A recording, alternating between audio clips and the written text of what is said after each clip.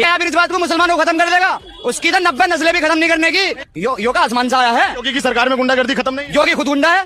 योगी ये खुद गुंडा है। मैं कह रहा हूँ चलो करो मेरे पे केस। योगी खुद एक गुंडा है। उसकी हिस्ट्री देखो, उसका रिकॉर्ड देखो, उसकी FIR देखो। मेरा नाम मोहम्मद वसीम, जिला गाजियाबाद, गाँव मसूर। अरे मेरे वसीम मियाँ, यही तो नहीं करना था। मेरे योगी बाबा को गाली देके तुमने अपने कुट्ठे का पता बता दिया। अब ऐसा लगता है कि तुमको जो रिजल्ट है वो उत्तर प्रदेश की पुलिस, योगी बाबा की पुलिस अच्छे से देगी। अच्छा नहीं नहीं नहीं नहीं, तेरे को कहीं नहीं जाना पड़ेगा। खुद उत्तर प्रदेश की प्रशासन तेरे कोठे पर आएगी, तुझे उठवाएगी और अच्छा वाला बढ़िया वाला रिजल्ट देगी। चाल ढाल बदल जाएगा।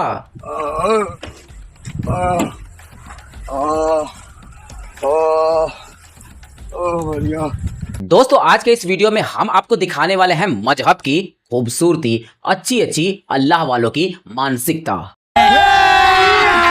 अभी मजा आएगा ना भिड़ो। मोदी सरकार नाम की नहीं है। मोदी सरकार जी कॉन्डम है वो। अच्छा और कंडोम है उनने मार ऐसी कम देगा मुसलमानों की। अपना अपना देख रही है। उस तक कारोबार सब खत्म हो गया। आप जरा थोड़ा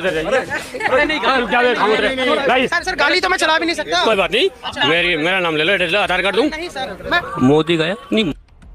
हमें ऐसा लगता है कि अपने घर पर माँ बाप, बीवी, दादा दादी सबको कुछ इसी अंदाज में बोलते होंगे गाली देकर। देश के प्रधानमंत्री को इस तरह पब्लिक में गाली देना सबक तो सिखाई जाएगी। योगी के ना बीवी ना बच्चे, उसे क्या पता बच्चों की खुशियां क्या होती हैं। योगी हो गया, मोदी हो गया, उसके बीवी ना बच्चे। योगी मोदी से अपनी बीवी नहीं संभाली गई, वो औरों की बीवी भी छुड़वाने के चक्कर में लगा। मोदी से झूठा कौन है? कभी कहता मैंने 45 साल भीख मांग के खाया, कभी कहता मैंने 50 साल जो है चाय बेची, कभी कहता मैं सन्यासी रहा, कभी कहता मैंने चोरी। ऐसा लगता है कि सारे अल्लाह वालों को मोदी जी ने पर्सनली कान में जाकर बताया होगा कि हम जो है चोरी करके खाते थे। ऐसा लगता है कि ये सारे मोहम्मद वाले जो हैं जाहिल खानदान से ही हैं, पप्पू वाले। भाई आपका कहना कारण यह है अगर ज्यादा बच्चे होंगे तो खाने पीने में दिक्कत आएगी। अच्छा एक बात बताओगे आप मुझे, भैंस अगर बच्चा ना दे तो क्या दूध दे सकती है? कब देती है भैंस दूध? कब देती है दूध? मुझे बताओ कब देती है दूध? बच्चा होता है तो इसका मतलब भैंस दूध नहीं देती, बच्चे के नसीब का दूध आता है। एक औरत अगर 100 साल की हो जाए उसको बच्चा ना हो दूध देगी?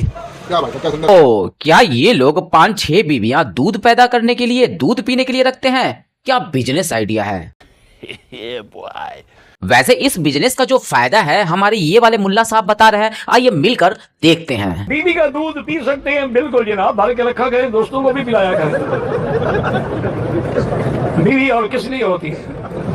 बीवी की बीवी है, बकरी की बकरी है। बीवी की बीवी है, बकरी की बकरी है। शाबाश मेरे मौलाना साहब, ऐसा लगता है कि आपके जो तंदुरुस्ती का राज है इसी के पीछे छिपा है। अरे भाइयों, बकरा छोड़ो, बीबी पालो। ये तो लेटेस्ट न्यूज है। बच्चे 10 अच्छा है। हाँ अच्छे क्यों है बताइए? बच्चे अच्छे क्यों है? तादाद बढ़ेगा, कमाएगा, खाएगा। लेकिन उन्हें पढ़ाएगा कौन? सब जिसका बच्चा है वो सब पढ़ाएगा। पढ़ाते नहीं है लोग, पढ़ाते हैं। आपके कितने? ठेला नहीं चलाएगा तो माल कहाँ से कौन ले जाएगा, कैसे ले जाएगा? तो आपके कितने बच्चे हैं? 5 है। 5 बच्चे जी। तो आगे प्लानिंग है करने की? नहीं। अरे मौलाना साहब ऐसे कैसे चलेगा? नहीं प्लानिंग, वो भी बच्चों की, पिल्लों की। भाई अगर बच्चे पैदा नहीं करोगे, पिल्ले पैदा नहीं करोगे तो ये ठेले वेले कौन चलाएगा? आखिर पत्थरबाजी कौन करेगा? और जनता के बीच जाकर फटेगा कौन? जमात का नाम खराब बिल्कुल भी नहीं करने का। कम से कम 22-23 तो निकालो मेरे मौलवी साहब, ऐसे थोड़ी चलेगा। बस हवा निकल गई। मैं राहुल गांधी जी को अपना नेता मानती हूँ, अपनी प्रेरणा मानती हूँ, और मैं कहती हूँ कि वो एक शख्स है जिसके अंदर गांधी की आत्मा है और शेर का कलेजा है। राहुल गांधी, राहुल गांधी, राहुल गांधी। अरे ये तो कुत्ता है, पप्पू नहीं जो सामने दिख रहा। और इसका कलेजा कैसा होगा? ये समस्या है। अपने वाले राहुल बाबा को आखिर कहाँ से पता होगा? वो तो शेर है ना। जोर जोर से बोल के लोगों को स्कीमें बता दे। मुझे जो जानकारी है उसमें राहुल गांधी खुद नहीं बनना चाहते प्रधानमंत्री, बिल्कुल नहीं बनना चाहते। वो बात तो है। उनके मन में ये है, वो उन्होंने उनके कुछ सहयोगी को कहा है कि 2024 जीते ना जीते इससे आप हमें कुछ लेना, हमारी लड़ाई आरएसएस बीजेपी से लंबी लड़ाई है। अगर 2029 में भी आई विल ओनली बी 59, 2034 में चुनाव होगा, मैं 64 साल का रहूंगा। This is a long term fight. मुझे कोई अर्जेंटली नहीं चाहिए कि मैं कल प्रधानमंत्री। ऐसा लगता है कि पप्पू के चमचों को भी धीरे धीरे समझ में आ रहा कि अपना वाला जो पप्पू है प्रधानमंत्री बनने के लायक है ही नहीं। क्योंकि लक्षण तो बिल्कुल भी नहीं दिख रहे प्रधानमंत्री वाले। अब इनको भी धीरे धीरे समझ में आ रहा। भाई अपने पप्पू मियाँ तो देश दुनिया का मनोरंजन करवाने के लिए बने हैं, और मेरे चच्चा जान इस उम्र में वो पप्पू वाला नशा जो है आप पर सूट नहीं करता। कि आज कांग्रेस की हालत ऐसी हो गई है कि भंडारे में गए तो पुड़ी खत्म, बाहर आए तो चप्पल गायब। अपने खट्टर चाचा ने ये बात जो है भले ही मजाक में बोली हो, लेकिन जो बात है 100% सत्य है। बात तो सही है। वैसे आप लोगों को क्या लगता है कमेंट में जरूर बताएं। तो हेलो दोस्तों, मैं Abhay Nagvanshi, change your luck, zero से हीरो तक में आपका स्वागत है।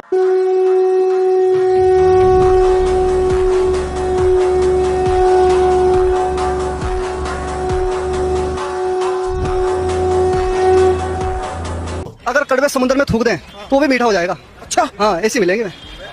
हूर है ना, शहद है, शहद से भी ज्यादा मीठी है।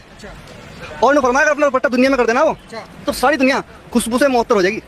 इत्र मानो फिर तो इत्र से भी क्या है, इत्र तो कुछ भी नहीं है। तो कुछ भी नहीं है दुनिया में जो है ना, ये तो नकल है। असल तो अल्लाह ताला आखिरत में देगा।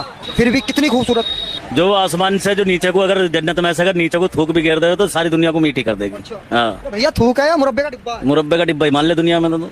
हाँ। थूको। तभी मैं सोच रहा ये बच्चे बूढ़े नौजवान साले सभी के सभी मोहम्मद वाले हुरों के पीछे काहे भाग रहे हैं। अच्छा भाई अंदर की बात है, जब इतनी सारी क्वालिटी होगी तो थूक चाटने भागेंगे ही ना। अच्छा बोलिए भारत माता की जय। भारत माता की जय बोलिए। भारत माता की जय नहीं बोलेंगे मेरा देश कब आजाद हुआ है आपको मालूम नहीं, आपका डेट ऑफ बर्थ मालूम नहीं है, है? कैसे हम मानेंगे आप मेरा देश का नागरिक है? कैसे हम मानेंगे आप मेरा देश का नागरिक है? बिक्री नहीं, आप मेरा गांव से सीधे चले जाइए, हम आपको सीधा वार्निंग दे रहे हैं, इस गांव में मत बिके सब। नहीं, आप भारत माता की जय नहीं बोलेंगे, समझे? मेरा काम है, आपको अभी दिखाई नहीं देना चाहिए, समझे? ऐसे मत भगाओ भाई, बेचारा सामान बेचने आया है, एक दिन देश को बेचेगा। अच्छा तुम्हारा देश है, तुम भारत माता की जय बोलो, उनसे क्या लेना देना? आखिर बांग्लादेशियों को भारत माता की जय बोलने से क्या मतलब? ठीक है समझिए। अरे वो बेचारे तो सिर्फ तुम्हारे हिस्से का राशन पानी लेने आए हैं भारत में। ठीक है समझिए। पप्पू एंड कंपनी द्वारा पाले गए हैं, लाए गए हैं, तो उनको मत भगाओ, बल्कि अपना बोरिया बिस्तर बैग पैक कर लो भागने के लिए। अच्छा उनको मत भगाओ, वरना पप्पू एंड कंपनी को बहुत ही बुरा लगेगा। अरे क्या करूं मैं इसका? क्या करूं इसका? क्या करूं? मार भी नहीं सकता। पप्पू मियाँ, पिंकी भौजी और माते जी नाराज हो जाएंगी, ऐसा मत कर भाई। महंगाई क्यों आई है? 5 करोड़ घुसपैठियों को हम पालेंगे, 30 रुपए किलो अनाज खरीद करके उनको फोकट में बांटेंगे 5 करोड़ लोगों को। हमारा गरीब जनता का संसाधन वो घुसपैठिया खा जा रहा है। तो महंगाई आपका यहाँ नहीं तो क्या महाराज विदेश में? इस भाई की बात आप लोगों को समझ में आ गई होगी, पिछले क्लिप से कनेक्ट करने वाली बात है। बड़े खतरनाक लोग हैं। भाई नेता चुनने से पहले एक बात हमेशा ध्यान रखना चाहिए, तुम्हारे हिस्से का राशन, तुम्हारे हिस्से का जमीन, घर या तुम्हारा हिस्सा जो कि देश में है वो किसके हवाले होने वाला है। ये बड़ी अच्छी बात कही आप। मुझे पेड़ मिल जाए पूजा करूंगा मैं। पत्थर रखा हो पेड़ के नीचे तो पूजा करते हैं हम लोग, लाल कपड़ा रखते हैं तो पूजा करते हैं, यही सनातन धर्म है। इसलिए बीजेपी के लोग गुमराह मत करो। सनातन धर्म क्या है? हवा भी पूछते हैं, धरती भी पूछते हैं, पेड़ भी पूछते हैं, पानी भी पूछते हैं। जितने 5 तत्व जिससे बने उसी में ढह जाते हैं हम। तो जितने भी तत्व हम सबकी पूजा करते हैं। क्या आपकी पूजा नहीं करते हम? तो यही हमारा सनातन। अरे इतना परिवर्तन कैसे अखिलेश मियाँ? अरे आपने तो अभी ठीक से दर्शन तक भी नहीं किया। चलो ठीक है, अगर इतना ज्ञान आ ही गया, सनातन के बारे में अगर इतना जान ही गए हैं, तो जरा इसको भी समझा दीजिए। हिंदू धर्म नहीं है बल्कि एक धोखा है, और जिसे हम हिंदू धर्म कहते हैं वो कुछ लोगों के लिए धंधा है। जब हम कहते हैं कि ये कुछ लोगों के लिए धंधा है, तब पूरे देश में भूचाल लग जाता है। लेकिन हमारे अखिलेश मियाँ यहाँ कुछ नहीं बोलेंगे, क्योंकि मोहम्मद वालों से ही उनका वोट चलता है। क्योंकि मैं चूतिया हूँ, मेरा दिमाग चूतिया है। इसको भी समझाओ मियाँ, ये जो दिन रात उल्टी पलटी करता है सनातन धर्म के बारे में, जनता तो इसको समझा ही चुकी है, आप भी समझाओ मियाँ, वरना जनता तुमको भी समझा देगी। ये सब सनातन धर्म के ज्ञान के नाम पर इस मुल्ले अखिलेश मियाँ का छलावा है। हमारे यहाँ ऐसा ही होता है। में लोग वहीं पिटोगे। तो आज हमारे कार्यकर्ताओं के लठ पर देखो सारे वकीलों का नाम लिखे थे, और अभी भी मैं कह रहा हूँ बच के रहे, पूरे प्रदेश के अंदर बिल्कुल भीम आर्मी अलर्ट है, जहाँ मिलेंगे वहीं। वाह मेरे नीलांड, इतना विश्वास तो हमारे पाकिस्तान को भी नहीं था जितना तुम विश्वास दिखा रहे हो मेरे नीलांड। और इतनी बकलोली देखकर तो एक बात ही कहना चाहूंगा, वो भी पेले गए थे और तुम भी पेले जाओगे। साथियों, मुझे वकीलों के द्वारा मारपीट की गई। ये वाले हाईकोर्ट, मैं एसपी कार्यालय पहुंच रहा हूँ, मानी साहब के साथ मैं हूँ, अमर सिंह सिकरवार जी हमारे सीएसपी साहब हैं, इनके साथ हूँ, मानी साहब भी हमारे मुझे बचा करके ले जा रहे हैं, इनका भी आभार धन्यवाद। मुझे पटक करके मारा पुलिस वाले, वो पुलिस के समक्ष में, हालांकि पुलिस ने बचाने का प्रयास किया, फिर भी वकीलों के द्वारा बदतमीजी करते हुए मुझे मारपीट की, मेरी नीचे जमीन पर डाल के लात घूंसे और बेल्टों से ये लगे हुए। आड़ में गुदा नहीं था मेरे नीलांड बेटे, तो वकीलों के बीच कहाँ है गुदा। वकील जो हैं बेहद ही खतरनाक प्राणी होते हैं, वो पेलते तो हैं ही और लंबे समय तक झेलाते भी हैं। इसलिए ये दोबारा नीलांड वाली बकलोली नहीं करने का, वकीलों को धमकी नहीं देने का। Sorry sorry sorry sorry sorry. हम अच्छों की जुबान खुलवाते हैं, बात जित पर आवे तो जबरदस्ती जय भीम बुलवा। वाह मेरे भीमटे, खुद के मुंह में तो गुटखा फंसा रखा, आवाज ढंग से नहीं निकल रही, और तू जय भीम बुलवाएगा, वो भी जबरदस्ती। कितना गवार हो सकता है, जाहिलियत की भी हद। जाहिलियत की कोई सीमा नहीं होती, बिल्कुल भी नहीं होती, खासकर इन नील चड्ढों की। बाकी हम तो यही बोलेंगे, प्यार से बोलेगा तो एक नहीं 1000 बार जय भीम नमो बुद्धाय बोलेंगे, लेकिन थोड़ी भी जबरदस्ती की तो सीधा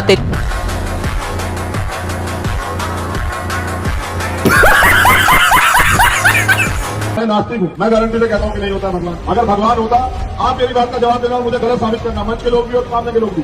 अगर भगवान होता और अगर भगवान के ऊपर ये है मेरे नीलांड वाले गैंग के सरदार, और ये नास्तिक है, सिर्फ और सिर्फ इनको हूरो और शराब की जो नदियां हैं उनमें ही विश्वास है। लेकिन नेता भी है साथ में तो, नेता भी है साथ में तो थूक कर चाटना तो आएगा ही। बड़ा हरामी हो बेटा। हम लोग सबसे बड़ा धोखा महापुरुषों के साथ ये कर रहे हैं कि हम उनको पूजते हैं तो उनके विचारों की सबसे बड़ी हत्या हम करते हैं। क्या उन्होंने कहा कि मुझे पूजना? जो बाबा साहब अम्बेडकर ये कहते हैं कि मैं मूर्तियों में नहीं किताबों में हूं, मुझे पूजने की नहीं पढ़ने की जरूरत।